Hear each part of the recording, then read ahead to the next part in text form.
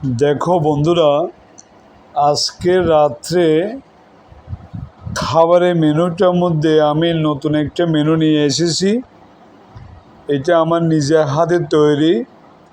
পেঁয়াজ, কাঁচামরিচ আর আলু সিদ্ধ দিয়ে সঙ্গে সরিষার তেল দিয়ে আলু ভর্তা করা আলাদা একটা আনন্দের ব্যাপার।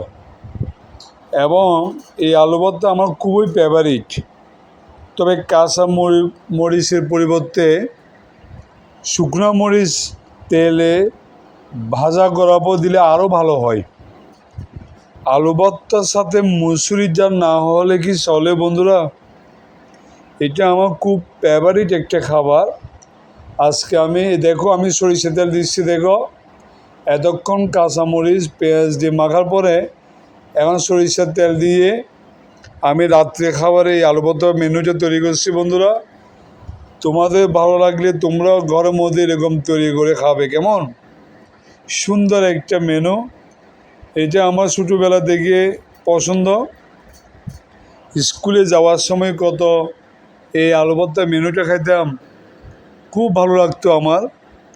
সুন্দর একটা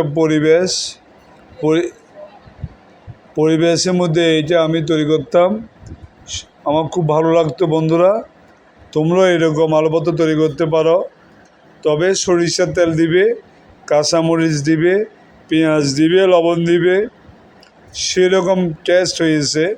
আমি একটু খেয়ে দেখেছি, তোমরাও খাইতে পারো।